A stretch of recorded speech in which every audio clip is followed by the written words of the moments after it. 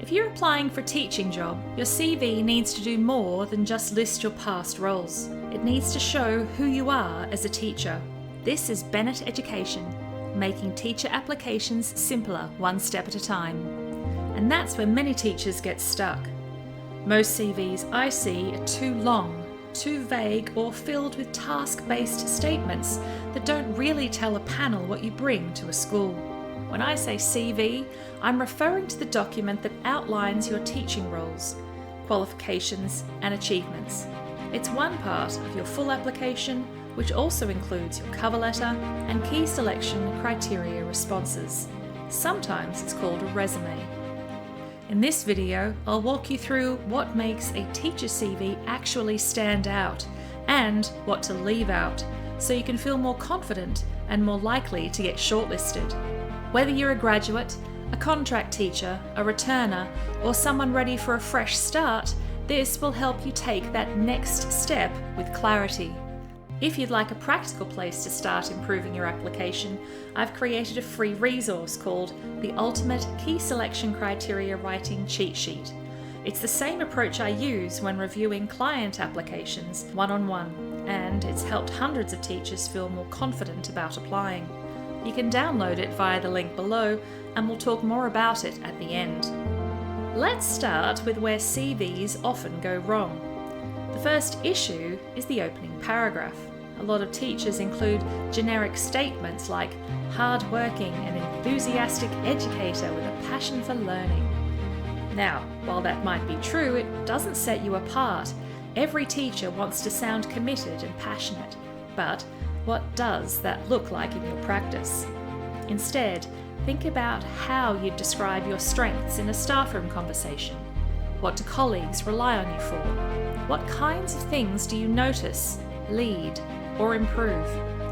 These kinds of clues can be more powerful than buzzwords. The second issue is listing tasks rather than outcomes. Bullet points like planned and delivered lessons for Year 5 students don't give a panel any insight into your impact. You're not just delivering lessons, you're making decisions, adapting to students, and hopefully creating change in their learning. A stronger version might include what kind of lessons, what student needs were you responding to, and what kind of result or engagement you saw. The third issue is overload. Many CVs include everything the teacher has ever done, even things that aren't relevant anymore. Your CV should reflect where you're going, not just where you've been. This is especially true if you've been at the same school for a long time. What you include needs to show progress and leadership, not just longevity. And if you're returning after time away, you want to show that your current skills and approach are still aligned with today's classroom needs. If this is starting to sound like your CV, don't stress. That's exactly why I created the free cheat sheet, to make this part feel simpler. So, how do we fix that?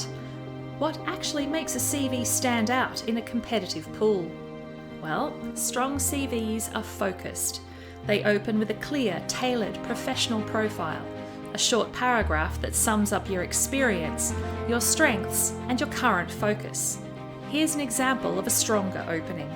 Experienced upper primary teacher with a focus on literacy and student engagement, currently leading a Year 4 team with demonstrated impact on writing outcomes and classroom culture. Notice how it tells the reader your teaching area, your role, and a key strength, without sounding forced. That short paragraph sets the tone. It's your chance to say, here's what I'm about, here's what I've done that matters. The rest of your CV should support that intro with real examples. That includes clear current job titles, not school-specific acronyms. Bullet points that begin with strong action verbs like facilitated, led, implemented, supported, improved, collaborated. Outcomes that reflect growth, confidence, consistency, or collaboration, even if they're not tied to exact percentages. Formatting that makes it easy to skim because, yes, panels like you are very busy. Group experience by relevance if you've had non-teaching roles or worked across other sectors. For example, if you've been in education support, you might show that in a separate section above unrelated past jobs. Don't be afraid to remove things. You're not deleting your value, you're highlighting it. Think of it like editing. You're shaping the narrative. If you're changing sectors or returning to teaching after time away, it's okay to acknowledge that shift and show how your current skills still apply. Mention professional learning, volunteering, mentoring, or anything that bridges the gap. And the length, 2 to 3 pages is ideal. Any shorter and you risk underselling yourself. Any longer and you risk burying the good stuff under things that don't need to be there. A well-written 2-page CV will always beat a 5-page CV packed with repetition and fluff. Let's look at an example. Here's a typical bullet point. Responsible for daily numeracy sessions in Year 3. Now, let's improve that. Designed and implemented a numeracy unit for Year 3 students, resulting in improved confidence and accuracy with multiplication and division. See the difference? The second version shows initiative, intent, and outcome. It gives the panel a reason to keep reading. Here's another weak one. Assisted with classroom management. Here's a stronger version. Supported behaviour management strategies during high transition periods, contributing to a calmer learning environment. Again, it's about showing how you helped and why it mattered. You don't need huge numbers or grand claims. Just give a window into what it's like to have you on staff. Here's a bonus tip. Try reading each bullet aloud. If it sounds flat or interchangeable with any other teacher, rewrite it. You want to sound specific, not scripted. So if you're looking at your current CV and thinking, I'm not sure it shows what I actually bring to a role, you're not alone. This is something I help teachers with every day, and there are simple tools to get you started. If you'd like help writing stronger applications, you can download the Ultimate Key Selection Criteria Writing Cheat Sheet. It includes guidance, examples, and editable templates you can use to write better selection criteria responses. The part of the application when your CV comes to life. It's designed to make writing selection criteria less overwhelming. You'll find the link in the description below.